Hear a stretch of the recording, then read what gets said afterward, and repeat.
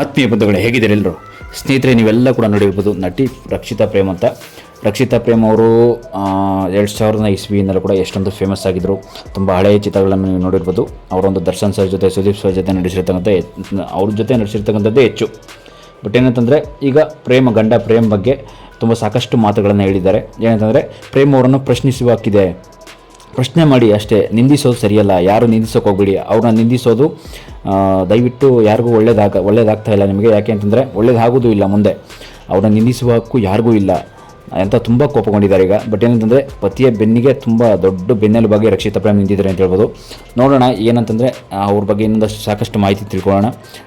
Cinema industry ಬಗ್ಗೆ ಆಗಲಿ, ಈಗ ನಡೀತಾ ಇರ್ತಕ್ಕಂಥ ಒಂದು KD ಸಿನಿಮಾದಲ್ಲಿ ವಿವಾದ ಹೇಗೆ ಬಂತು, ಅದರಲ್ಲಿ ಏನಂತ ಈಗ ತಿಳಿಸ್ಕೊಡ್ತೀನಿ. ಅದರಲ್ಲಿ ಏನಾಗಿದೆ ವಿವಾದಗಳು ಅಂತ. ಅದಕ್ಕೂ ಮೊದಲು ನಮ್ಮ ಚಾನಲ್ ಫಸ್ಟ್ ಟೈಮ್ ನೋಡಿದರೆ ದಯವಿಟ್ಟು ಸಬ್ಸ್ಕ್ರೈಬ್ ಆಗಿ, ಫೇಸ್ಬುಕ್ ಪೇಜ್ ಕೂಡ ಫಾಲೋ ಮಾಡಿ. ನಿಮಗೇನಿಸುತ್ತೆ ಕೂಡ ಕಾಮೆಂಟ್ ಮಾಡಿ.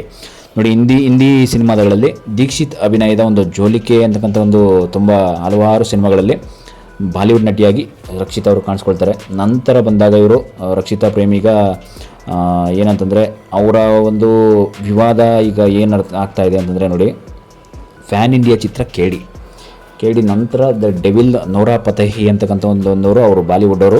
ಹಿಂದಿ ತುಂಬ ದುಬೈಯಲ್ಲಾಗಲಿ, ಫಾರಿನ್ ಆಗಲಿ, ಅಮೆರಿಕದಲ್ಲಿ ತುಂಬ ಫೇಮಸ್ ಆಗಿರ್ತಾರೆ.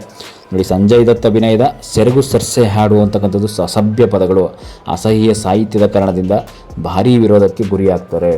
ನೋಡಿ, ಈಗ ಒಂದು ಹಾಡಿನ ಸಾಲುಗಳ ಬಗ್ಗೆ ಸೋಷಿಯಲ್ ಮೀಡಿಯಾಗಳಲ್ಲಿ ಭಾರೀ ಟ್ರೋಲ್ ಆಗ್ತಾ ಇದೆ. ರಾಷ್ಟ್ರೀಯ ಮಹಿಳಾ ಆಯೋಗ ಫಿಲ್ಮ್ ಚೇಂಬರ್ಗಳಲ್ಲಿ ದೂರು ಕೂಡ ಒಂದು ದಾಖಲಾಗ್ತಾ ಇದೆ ಅಂತ ಹೇಳ್ಬೋದು. ಈ ಹಾಡಿನ ಒಂದು ಹಿಂದಿ ಆವೃತ್ತಿಯನ್ನು ಈ ಯೂಟ್ಯೂಬ್ನಿಂದ ಕೂಡ ಈಗಾಗಲೇ ತೆಗೆದುಹಾಕಿಬಿಟ್ಟಿದ್ದಾರೆ. ಬಟ್ ಆದರೆ ಮಲಯಾಳಂ, ತಮಿಳು ಸಿನಿಮಾ ಮತ್ತು ಕನ್ನಡ ಆವೃತ್ತಿಗಳು ಇನ್ನೂ ಕೂಡ ಲಭ್ಯ ಇದೆಯಂತೆ. ಬಟ್ ನಮ್ಮ ಕನ್ನಡದಲ್ಲಂತೂ ತೆಗೆದುಹಾಕಿಬಿಟ್ಟಿದ್ದಾರೆ ಅದನ್ನು. ಈ ಹಾಡನ್ನು ಮೂಲತಃ ಚಿತ್ರದ ಪ್ರೇಮ್ ಅವರು ಬರೆದಿದ್ರಂತೆ. ಅದನ್ನು ಪ್ರೇಮ್ ಅವರು ಬರೆದಿದ್ದಂತೆ ನೀವು ನೋಡಿರ್ಬೋದು, ಎಷ್ಟು ಫೇಮಸ್ ಆಗಿತ್ತು, ಬಟ್ ವೈರಲ್ ಆಗ್ತಾಯಿತ್ತು, ಇಲ್ಲ ಅಂತಲ್ಲ. ಬಟ್ ಹಿಂದಿಗೆ ರಕೀಮ್ ಆಲಮ್ ಭಾಷಾಂತರಿಸಿದ್ದಾರೆ ಅಂತೇಳಿ ಹೇಳ್ಬೋದು ಅದನ್ನು.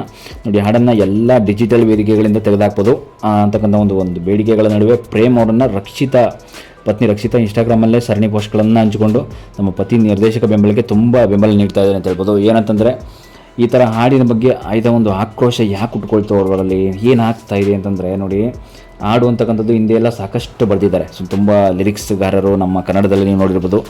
ಉದಯಶಂಕರ್ ಆಗಿರ್ಬೋದು, ಹಂಸಲೇಖರ ಆಗಿರ್ಬೋದು, ಸಾಹಿತ್ಯಗಳು ಹಲವಾರು ಜನ ಸಾಹಿತ್ಯಗಳು ಬರೆದಿದ್ದಾರೆ, ಇಲ್ಲ ಅಂತಲ್ಲ. ಹಾಡುಗಳನ್ನ ತುಂಬ ಕೆಲವರು ಎಷ್ಟೋ ಜನ ಹಿಂದೆ ಎಲ್ಲ ಕೆಟ್ಟದಾಗಿ ಬರೆದಿದ್ದಾರೆ.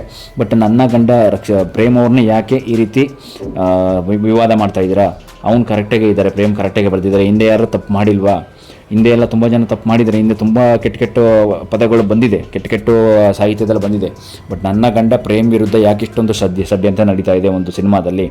ನೋಡಿ, ಈ ಸಿನಿಮಾದಲ್ಲಿ ಪಟ್ಟಿರ್ತಕ್ಕಂಥ ಕಷ್ಟ ಅಷ್ಟಿಷ್ಟಲ್ಲ, ಆಲ್ರೆಡಿ 5 ವರ್ಷದಿಂದ ಕಷ್ಟಪಟ್ಟಿದ್ದಾರೆ ನನ್ನ ಗಂಡ. ನೋಡಿ, ಒಂದು ಪೋಸ್ಟ್ನಲ್ಲಿ ಅವರಿಗೆ ಬರ್ಕೊಂಡಿದ್ದಾರೆ, ಹೌದು, ನಾನು ಎಲ್ಲವನ್ನು ನೋಡಿದ್ದೇನೆ, ನೀವು ನನಗೆ ಟ್ಯಾಗ್ ಮಾಡ್ತಿರೋದು ಗೊತ್ತಿದೆ, ಏನು ಬರೆಯಲಾಗಿದೆ, ಏನು ನಡೀತಿದೆ ಅಂತಕ್ಕಂಥದ್ದು ನಾನು ತಿಳ್ಕೊಂಡಿದ್ದೇನೆ, ನಾನು ಇದನ್ನು ಬೆಂಬಲಿಸ್ತೇನೆ, ವಿರೋಧಿಸ್ತೇನೆ ಅಂತಕ್ಕಂಥದ್ದು ಇದೆಲ್ಲ ಮುಖ್ಯ ಅಲ್ಲ. ನೋಡಿ, ಫೀಲಿಂಗ್ಸ್, ಡ್ರೀಮು ಮೇಕಪ್ ಅಂತಕ್ಕಂಥದ್ದು, ಜೋಲಿ ಕೆ ಪೀಚೆ ಅಂತಕ್ಕಂಥ 100 ಹಾಡುಗಳು ಬಂದಾಗೆಲ್ಲ ಸರಿಯಾಗೇ ಇತ್ತು. ಜೋಲಿ ಕೆ ಪೀಚೆ ಇವೆಲ್ಲ ನೀವು ನೋಡಿರ್ಬೋದು, ಹಾಡುಗಳು ಕೇಳಿರ್ತೀರ, ಬಟ್ ನಿಮಗೆ ಗೊತ್ತಾಗ್ತಿಲ್ಲ ಅಷ್ಟೇ. ಇವೆಲ್ಲ ಸಾಂಗ್ಗಳೆಲ್ಲ ಸರಿಯಾಗೇ ಇತ್ತು. ಸಂಪೂರ್ಣ ಸಿನಿಮಾವೇ ಒಂದು ಲೈಂಗಿಕ ವಿಷಯಗಳ ಬಗ್ಗೆ ಮಾತಾಡಿದಾಗಲೂ ಸಮಸ್ಯೆ ಇರಲಿಲ್ಲ. KD ಚಿತ್ರದ ಒಂದು ಹಾಡೇ ಈಗ ದೊಡ್ಡ ಸುದ್ದಿ ಆಗ್ತಾ ಇದೆ. ನನಗಂತೂ ನಿಂದಿಸ್ಕೊಳ್ಳೋಕ್ಕಾಗ್ತಾ ಇಲ್ಲ, ಇದನ್ನು ಸಮರ್ಥಿಸಿಕೊಳ್ತಾ ಇಲ್ಲ. ನಾನು ಇದನ್ನ ನಿಮ್ಮೆಲ್ಲರನ್ನೂ ಅರ್ಥ ಮಾಡ್ಕೊಳ್ಳೋಕ್ಕೆ ನಾನು ಕೇಳ್ತಾ ಇದ್ದೀನಿ.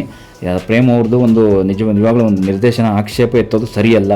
ಅವರು ಕರೆಕ್ಟಾಗಿ ಒಂದು ಸಾಂಗ್ ಆಗಲಿ ಇನ್ನೊಂದಾಗಲಿ ಬರೆದಿದ್ದಾರೆ. ನೋಡಿ, ಪ್ರಶ್ನಿಸುವಕ್ಕಿದೆ, ಅವಮಾನ ಮಾಡ್ತಕ್ಕಂಥದ್ದು ಸರಿಯಲ್ಲ. ಅವ್ರಿಗೆ ಪ್ರಶ್ನೆ ಮಾಡಿ ಅವಮಾನ ಮಾಡ್ತಕ್ಕಂಥ ಸರಿಯಲ್ಲ. ನೋಡಿ, ಒಂದು ಹಾಡು ಬಂದರೆ ಅವರು ಕೆಟ್ಟ ಬರಹಗಾರರಾಗ್ತಾರೆ ಎಂಬುದು ಅಂತಲ್ಲ.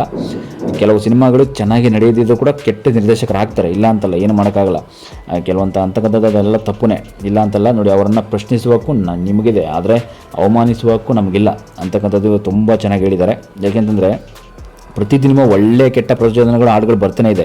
ಹಾಡುಗಳನ್ನು ಪ್ರತಿದಿನ ನೀವು ಕೂಡ ಮಾತಾಡಲ್ವ, ನೀವು ಎಲ್ಲ ಕೆಟ್ಟ ಪದಗಳನ್ನೆಲ್ಲ ಮಾತಾಡ್ತಾನೆ ಇರ್ತೀವಿ ದಿನನಿತ್ಯ, ಇಲ್ಲ ಅಂತಲ್ಲ.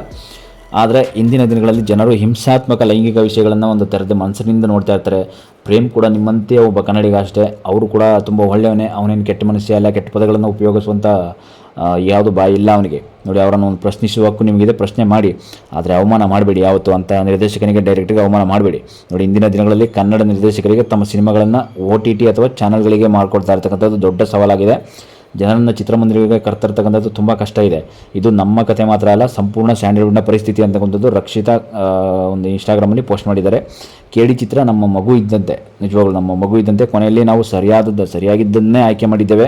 ನಮ್ಮ ಮೇಲೆ ನಂಬಿಕೆ ಇಡಿ. ಚಿತ್ರಪ್ರೇಮಿಗಳಲ್ಲಿ ಒಂದು ಮನವಿ ಮಾಡ್ಕೊಳ್ತಾ ಇದ್ದಾರೆ ನೋಡಿ, ರಕ್ಷಿತಾ ಪ್ರೇಮ್ ಅವರು ಮನವಿಯನ್ನು ಈ ಥರ ಮಾಡ್ಕೊಳ್ತಿರ್ತಕ್ಕಂಥದ್ದು. ಬಟ್ ಏನಾಯಿತು ಅಂತಂದರೆ, ಅವರ ಗಂಡನ ಮೇಲೆ ಇಷ್ಟೊಂದು ಕ್ವಶನ್ಗಳು ಯಾಕೆ ಪ್ರಶ್ನೆ ಮಾಡ್ತಾಯಿದ್ದೀರಾ, ಅಂದರೆ ಅವಮಾನ ಯಾಕೆ ಮಾಡ್ತೀರಾ? ಕ್ವಶನ್ ಮಾಡಿ, ಓಕೆ, ಅಂದರೆ ಕ್ವಶನ್ ಮಾಡಿ ಕೇಳಿ, ಏನಾಗ್ತಾ ಇದೆ ಸ್ಯಾಂಡಲ್ವುಡ್ಡಲ್ಲಿ, ಏನು ಈ ಥರ ಎಲ್ಲ ಕೆಟ್ಟ ಪದ ಯಾಕೆ ಬರೀತಿದ್ದಾರೆ ಅಂತ ಕೇಳಿ, ಉತ್ತರ ಕೊಡ್ತಾರೆ. ಅದೇನೊಂದು ಅನ್ನೋದಕ್ಕೆ ಅದಕ್ಕೆ ಸರಿಯಾದ ಅರ್ಥನೂ ಕೂಡ ನೀಡ್ತಾರೆ. ಆದರೆ ನೀವು ಮಾಡ್ತಾ ಇರ್ತಕ್ಕಂಥದ್ದು ಸ್ವಲ್ಪನೂ ಸರಿಯಲ್ಲ. ಅಂದರೆ ಅವಮಾನ ಮಾಡ್ತಾಯಿದ್ರು ಅವ್ರಿಗೆ. ಕನ್ನಡ ಇಂಡಸ್ಟ್ರಿಗೆ ಅವ್ರಿಗೂ ಒಂದು ಬೆಲೆ ಇದೆ, ನಿರ್ದೇಶಕ ಅನ್ನೋ ಒಂದು ಬೆಲೆ ಇದೆ, ಒಬ್ಬ ನಿರ್ಮಾಪಕ ಅನ್ನೋ ಬೆಲೆ ಇದೆ. ನಮ್ಮದು ಕೂಡ ಒಂದು ಪ್ರೊಡಕ್ಷನ್ ಕಂಪನಿ ಇದೆ, ನಮ್ಮದೇ ಸ್ವತಃ ಒಂದು ನಿರ್ಮಾಪಕಿಯರು ಕೂಡ ನಮ್ಮಲ್ಲಿ ಎಷ್ಟೋ ಜನ ಫೇಮಸ್ ಆಗಿದ್ದಾರೆ, ನಮ್ಮ ಒಂದು ಆಫೀಸಿಗೂ ಕೂಡ ಬಂದು ಅಂತೆಲ್ಲ ತುಂಬ ಹೇಳ್ಕೊಂಡಿದ್ದಾರೆ. ಆದರೆ ಇದನ್ನೆಲ್ಲ ನಿಜವಾಗ್ಲೂ ದಯವಿಟ್ಟು ಅವಮಾನ ತಗೋಬಿಡಿ ಪ್ರೇಮ್ ಅವ್ರನ್ನ. ತುಂಬ ಸಪೋರ್ಟ್ ಮಾಡಿ ಅವ್ರಿಗೂ ಕೂಡ. ಯಾಕೆಂತಂದರೆ ಕೇಳಿ ಚಿತ್ರ ನಾವು ನಿಜವಾಗ್ಲೂ 5 ವರ್ಷದಿಂದ ಮಗು ಥರ ಕಾಪಾಡ್ಕೊಂಡು ಬಂದಿದ್ದೀವಿ ಅಂತ ಕೂಡ ಅವ್ರು ಹೇಳ್ತಾ ಇರ್ತಕ್ಕಂಥದ್ದು. ನೋಡಿ, ಕೊನೆಯಲ್ಲಿ ಸರಿಯಾದನ್ನೇ ನಾವು ಮಾಡ್ತಾ ಇರ್ತಕ್ಕಂಥದ್ದು. ನಮ್ಮ ಮೇಲೆ ನಂಬಿಕೆ ಇಡಿ ಅಂತಕ್ಕಂಥದ್ದು ಚಿತ್ರ ಪ್ರೇಮಿಗಳಲ್ಲಿ ಅಂದರೆ ಚಿತ್ರಪ್ರೇಮಿ ಅಂತಂದರೆ ಸಿನಿಮಾ ಇಂಡಸ್ಟ್ರಿ ಹಚ್ಕೊಂಡಿರ್ತಕ್ಕಂಥ ತುಂಬ ಪ್ರೇಮಿಗಳಲ್ಲಿ ಮನವಿ ಮಾಡ್ತಾ ಇರ್ತಕ್ಕಂಥದ್ದು ರಕ್ಷಿತಾ ಪ್ರೇಮ್ ಅವರು. ರಕ್ಷಿತಾ ಅವರು ಅವ್ರ ಗಂಡನಿಗೆ ಯಾವ ಥರ ಬೆನ್ನೆಲುಬಾಗಿ ನಿಂತ್ಕೊಂಡ್ರು. ಕೊನೆಗೆ ಬಿಡಿ, ನಮ್ಮ ಕನ್ನಡ ಇಂಡಸ್ಟ್ರಿ ಅಂತೂ ಸಾಂಗ್ಸ್ ಡಿಲೀಟ್ ಮಾಡೇ ಬಿಟ್ಟರು. ಬಟ್ ಮುಂದಿನ ಬೇರೆ ಇಂಡಸ್ಟ್ರಿ ಅಂತೂ ಇದೆಯಂತೆ, ಓಡ್ತಾ ಇದೆಯಂತೆ. ನೋಡೋಣ, ಆದಷ್ಟು ನೆಕ್ಸ್ಟ್ ವೀಡಿಯೋದಲ್ಲೇ ರಕ್ಷಿತಾ ಅವ್ರ ಬಗ್ಗೆ ಇನ್ನೊಂದಷ್ಟು ಮಾಹಿತಿಯನ್ನು ತಿಳಿಸ್ಕೊಡ್ತೀನಿ. ಬಟ್ ಈಗಂತೂ ಅವರು ಏನೇನು ವಿವಾದ ಮಾಡಿಕೊಂಡ್ರು, ಯಾವ್ಯಾವ ರೀತಿ ಅದನ್ನು ಎದುರಿಸಿದ್ರು ಅದನ್ನು ತಿಳಿಸ್ಕೊಟ್ಟೆ. Thank you.